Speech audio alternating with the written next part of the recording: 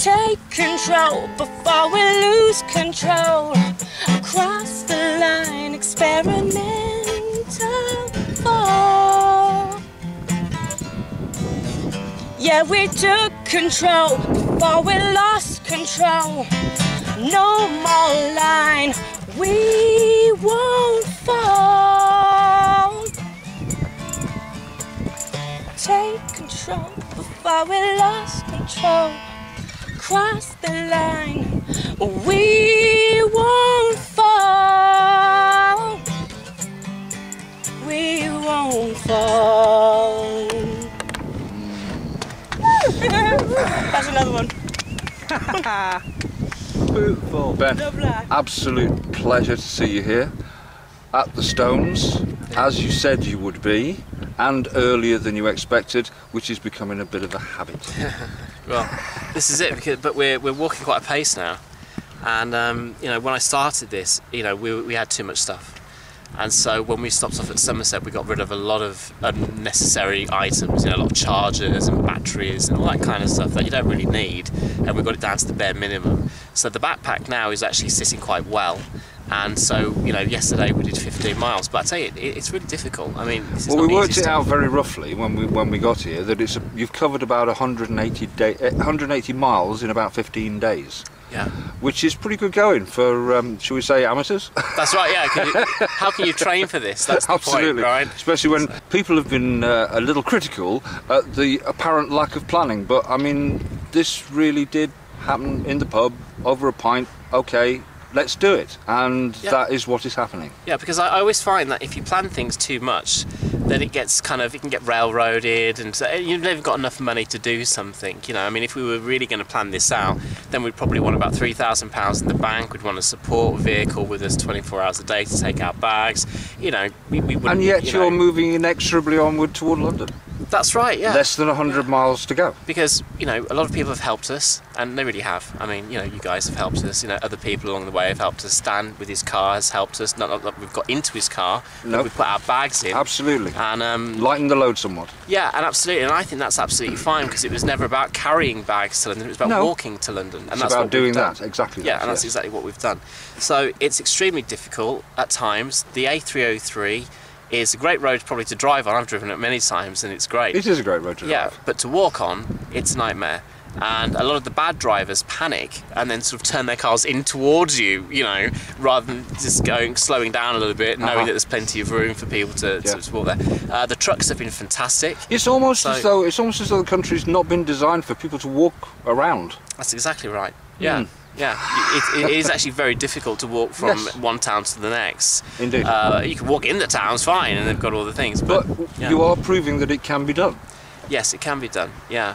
So, after the henge, what next? Well, we're going to continue wild camping, which has worked out really well, I have to say. You know, we've been we've been really lucky with our campsites. We walked past one guy the other day, and he could see us with our backpacks, and he said, "Are you looking for some place to camp?" And we went, "Yeah." And he goes, "So there's a field just down there, and you can camp there, and there's all sorts of things going on." It was brilliant, you know, and that's the kind of help that we've been getting. You know, it's kind of very magical kind of help. It kind of comes out of nowhere. And when it's needed. And when it's exactly needed as well, yeah. Yes. So I feel that we're being helped towards London. My feet are in a bit of a bad way, but a couple of days rest and we'll be fine. A bit more apple cider vinegar and more water, hydrating, all that kind of stuff. So, you know, now it's onwards. We're halfway, more than halfway now. We've got, what, 85 miles to go. And so from here on in, it is simply now thinking about London. And it's thinking about what we're going to do when we get to London and how we're going to try and change things. I mean, you know, I wanted to come to Stonehenge because I wanted to liberate the stones. But having said that, I didn't really know what that meant, really, because they're monolithic stones that can't be moved very easily. So what I found out today was that English Heritage, while they're charging £8 a ticket for people to go and see a national monument that was left to them, we discovered that the deeds to the land had actually been fraudulently changed by the council to suit their own ends, which is why they can charge £8. This land you see just here, before you get there, is National Trust, and the English Heritage have no say over that whatsoever. So there's actually no reason to queue up and spend £8. You can actually walk up to the stones, as long as you don't step over that sort of invisible barrier onto the concrete bit, which is their property as they see it. then you're absolutely fine with that. Obviously, you know, National Trust, you know, don't have anyone here or security. So as long as you don't damage anything, absolutely. If you're just walking across the land, you're walking across the land, aren't you? That's right. Yeah. And to say that we're supposed to be paying £8 per person to go and visit the site of our own heritage. Yeah. Ludicrous. Obscene even. It is obscene. And what really annoyed me was the fact that the bones of our ancestors have been removed and they're sitting in a box in Sheffield University by some professor who's got a licence by the Justice Ministry. Again, Kenneth Clark comes up. I'm sorry, but that's just the way it goes. He seems to be in everything. Hello, Ken! That's right. So he green-lighted that, and really the bones of our ancestors should be returned to their rightful place. Sure. So I think there's lots of issues here, but I think, you know, making it a free attraction is, I think, my goal, because what she said to me on the phone, the press officer, Renee, said earlier, was that actually they've got about 400 properties, most of which they don't charge for, but some of the most popular ones they do charge for, and that pays for the upkeep of some old house. And she even said, you know, with the roof falling in and, and stuff like that, you know. So it would be good that if Stonehenge, at least Stonehenge, could actually, because it was left to the people. We heard a story about it. It was actually bought in the 20s, 30s by a guy who had for an anniversary present for his wife. Now, she didn't want it, and so in his will, he changed the deeds to the land.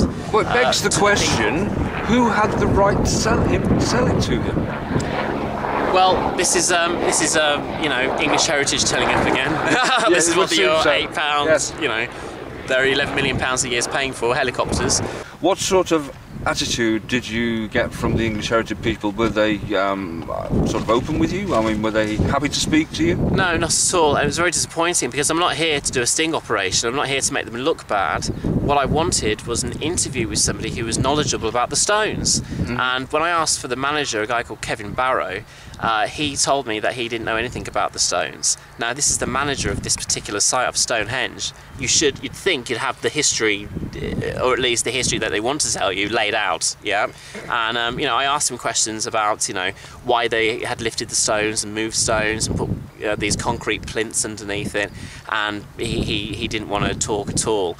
And in fact, they kindly escorted us off the premises once we started talking to members of the public. And again, we weren't and suggested that you contact their press department. Yeah, their press office. Yeah, which we did, and that's when we spoke to Renee, and you know, Renee. She gave us a lot of useful information. And when I suggested the fact that Stonehenge should actually be a free attraction because it was left for the people, for the nation, it's a national monument, it should be free to come and see it. She then gave me another email address for somebody to contact them in the Department of Culture, Media and Sport to discuss that issue. How do you envisage your arrival at London? Well, we want as many people as possible, quite frankly. What we want to do is walk through the centre of London to the Houses of Parliament, and basically I'm going to try and do what Oliver Cromwell did, and, you know, get Parliament dissolved and ask for a general election. Now, quite frankly, how we go about that one it's because we have to be peaceful, we have to be lawful. There's no point, you know, jumping fences and trying to do outrageous things, because that's not what we're about. What we want is a real change.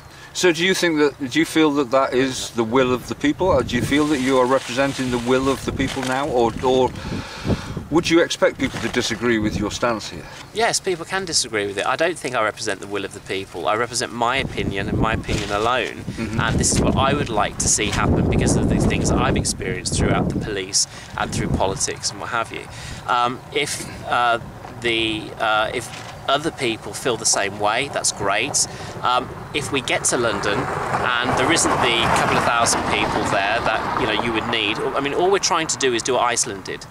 Yeah, basically. It's as simple as that, and what other countries are doing around Europe. Yes, that's one of the best kept secrets in the financial world, isn't it? Yeah, that absolutely. They're doing really rather well. Yeah, and it took 1,000 people to stand outside Parliament and demand that Parliament be dissolved and that a general election took place. And once that election took place, other people came in, actually offered something new, and different, and then those bankers and those politicians, some of them went to jail. You know, most of them were allowed to leave the country and do other things, or they stayed, you know, but they did have that sort of... I believe some came here. That's right, yeah. Yes. Yeah, they fled here and stuff like that. So they are decidedly not welcome in Iceland, and that's the people have decided to do that. Now, if I get to London and there isn't anyone there, well then we're not going to be able to do that. So it would be a symbolic gesture, as this is, of walking and saying, you know, I'm not going to be frightened. I'm no longer going to be intimidated by these people, and I actually still want the police to do their job. Absolutely. You know, at the very least. Is it still your intention to confront Ken Clark? Yes, it is. Yeah, it is. Yeah, but again, I'm going to do it in a very lawful way, and if he doesn't want to talk to me, that's fine. I'm not going to pursue him like paparazzi or anything like that. But I actually just would like to ask him some questions that are pertinent to what we're doing. And of course, you know, a lot of people have criticised the idea that you know, this may be a scam or some sort of stunt or something like that. Well, yeah, in a way. Could I ask? Would you mind sharing the sort of question that you want to ask him with us? Well, the question is why did he sexually assault me in Ian Greer's office? I mean, I'd like to know that straight away. I mean, that's the obvious question to ask. And then why won't he let the Prime Minister and the Speaker of the House of Commons investigate this properly? You know, after all, he was the Justice Minister. And perhaps also look into the premise that he feels, or certainly the police seem to feel, that he is above the law and unapproachable. Well, they all are to a certain degree, because the EU have brought in a directive that basically says that politicians are immune from prosecution other than driving offences and hate crimes, and they have to be caught in the act of doing that. So, in other words, that's why we've seen a few politicians, you know, get done for speeding, or and things like that, because that's basically it. You know, what as far as I understand it, is that if a member of the public makes a complaint about a certain politician, then the police then go to the Speaker of the House of Commons and basically ask permission to then interview that member of Parliament, because obviously you can't you can't disrupt democracy. You know, the police can't just roll in and arrest a politician. You know, there is that protocol to go through, and they may be busy doing something useful. May well be. Go on. I doubt it, but yeah, sure. So there's been a few cases now, especially about sort of sexual assaults by politicians, that people have actually been questioned by the police. Now, but why is it good for a sort of a backbencher to be questioned by the police and not Kenneth Clark, who was a cabinet minister? So again, it's a double standard. Absolutely, and I mean, nobody, as we all know, is above the law. And that is a simple fact. If that isn't the truth in any case whatever, then it needs to be rectified.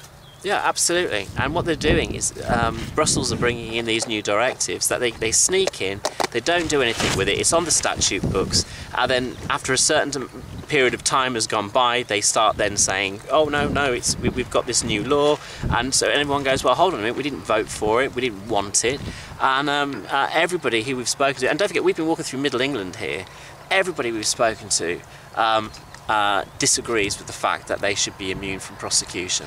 I mean, literally, they can get away with murder, and I don't think that's right. So there's my personal issues that I'm walking for, but then there's the wider issues of, actually, we need the law changed. You know, we can't have people who are above I think the law. We need law. Well, we need it applied, and applied correctly, and for the police to do their job. I'm in great favour of the police. I think there's a lot of great police people out there who do a very difficult job, and I've always said that being in a democracy should be difficult to police. That's the point. There is a very fine line that actually, if you as a police officer cross it, you are breaking the law. You know, and I'd like to think that most police officers are good people at heart, they have families, and they really think about what they do. Of course, you're always going to get the kind of bad egg and all that kind of stuff. Well, especially when it would seem that the police force is using profiling that actually attracts people with psychopathic tendencies towards them. Well, the police are being changed, and this is common purpose Absolutely, slipping yes. into the police force, as well as it slipped into everything else with Julia Middleton's organisation. And what they're looking for is one psychopath always recognises another psychopath during the interview process, and those are all the people that find their way to the top, or should I say, Absolutely, scum rises yes. to the top. Yes. So the police force are being changed. The people at the high-ups are the ones really that are the ones. Well, they need to remove the people who have the experience of doing the job properly, That's so that right. they can do it the way that they need them to do it. Yeah. Well, it was like at Bilderberg when we were asking the police questions, and they wanted, actually, when David Icke turned up in Alex Jones, because there was thousands of people suddenly rocked up, they wanted to move the barrier back about 20 feet so that everybody could get in, which I thought was a really sensible, nice thing. It was a beautiful day like today. People were hot, there wasn't any water, and the police made a sensible decision, except that the chief inspector said, I actually have to check with G4S before we do that. Yes, I do remember you mentioning that, and that is quite something to realise, that our warranted officers, warranted constables, are asking permission to do their job from a private security firm. That's right. Now, how does that happen? Well, it happens because that's what they wanted to have happen, because Well, absolutely, I Kenneth Clark, understand again, is that. part of G4S. You know. He couldn't have steered that into a... Okay. So, you know, there's lots of issues, and I think, you know, if people really think about what this is really about, you know, personal issues aside of what they think about me or what they think of my story or whatever it is that I think we all agree on that no one should be above the law, and that these politicians should be accountable. Answerable. Yeah, and answerable. Now, if the police had come to me and basically said, look, Ben, you've got a statement, he's done a statement, and the CPS have decided not to do anything because it's your word against his and vice versa, well, so be it, but at least they'd have done their job. Mm-hmm. We haven't even got to that stage. And you could have seen his statement, and then you would have known why he groped you. Yeah. I'm sure there must be a perfectly good explanation. I'm sure there is. I mean, there's also the problem that actually he shouldn't have been in a political lobbyist's office when he was a cabinet minister back then, you know. Oh dear. And that's breaking parliamentary code. So there's lots of problems surrounding this. And of course, you know, what I've said to people is that if people don't believe my story, then just get them to produce the tapes. If the government want to call me crazy or whatever they're trying to say, they just produce the tapes. Well, there's an aspect of that makes that a very dim likelihood. I mean, if you take into consideration that the man responsible for the tapes disappearing in the first place was David Cameron, well, isn't he supposed to be in charge of all this? Yeah. So what's he exactly in charge of? Well, this is it, really. Yeah, but what we do know is that the Prime Minister has told the police categorically not to take this any forward. Not to take it forward. Yeah. No further action, my lord. That's it. Yeah, because he's involved, and Kenneth Clark's involved, and a lot of other people are involved, going back to John Major's government, and so. I think you'll find that we can go back as far as there have been politicians to find problems. Oh yeah, but just really. just concerning these tapes. Yes. Yeah. There's a lot of politicians on those tapes, and a lot of people, you know, doing not very pleasant things on those tapes that people would not want to have out there. There was the Cash for Questions footage as well with them, wasn't there? That's right. Yeah. Yeah. So they're getting hit where it hurts twice. That's it. Yeah. Their honour and their bank balance. Yeah. So I've decided to call them on it, basically, and say, well, look, you know, you can call me names, you can do what you like, you can threaten me, you can threaten my family, you can do what you like, but I still want those answers. I still want to have, or you know, the case investigated properly.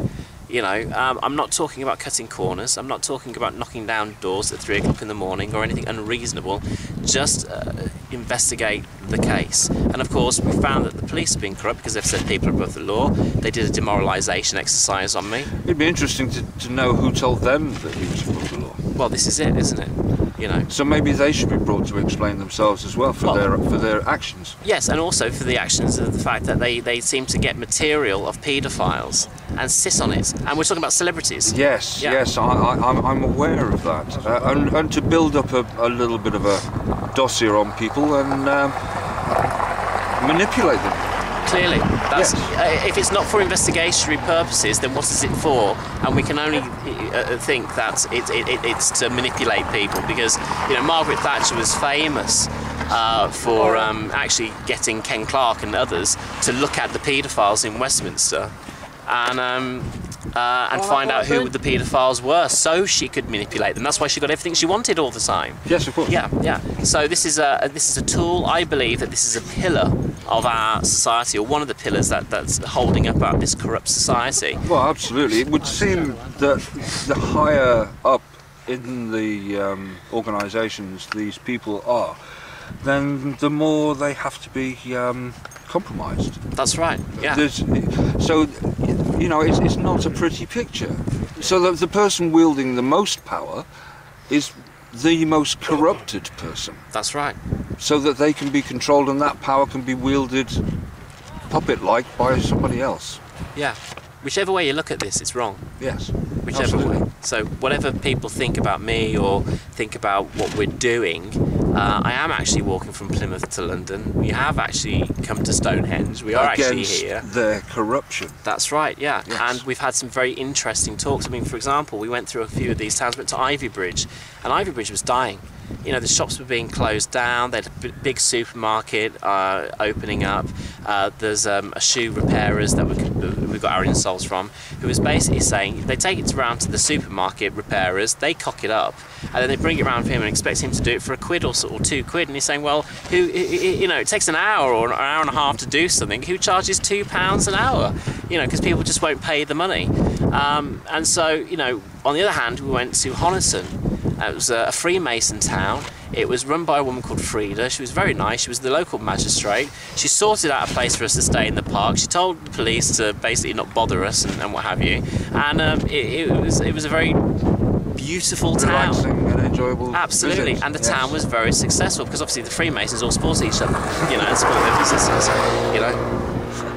So we're seeing it from the ground level Yes. now, which I think is very interesting. And I kind of said to Hannah the other day, I said, wouldn't it be interesting if politicians actually did this and actually walked the land during their Well, that's election exactly what time? they used to do, go on Yeah. the hustings. Yeah. Yes, that's what they called it, Rather going out than on the street. getting and into the They'd bus. have their box and they'd stand on their box and they're on the hustings. Yeah, because you're learning about people. You're learning actually how people live. Yes. You know, and there's a lot of people who've met. You know, You're answerable. Yeah. You're answerable. That's right. Yes. Yeah, who've asked me questions, who have, you know, basically been people who you wouldn't imagine cared necessarily about anything other than their lives and what have you. And when you tell them that these politicians are immune from prosecution, they do a double take and they go, beg your pardon?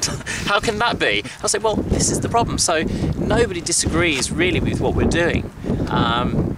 They may disagree with my motives for doing stuff, but, you know, hand on heart, I'm only doing it because of the way that I've been treated, and I won't take it anymore. Well, I can only say to you, Ben, that I think what you're doing is totally laudable and honourable, and I can only wish you the very, very best of success with all of it.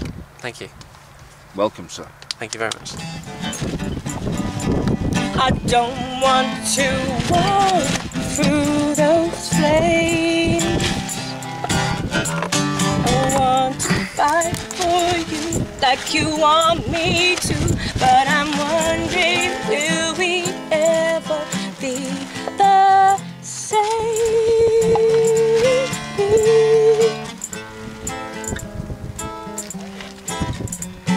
Take control before we lose control.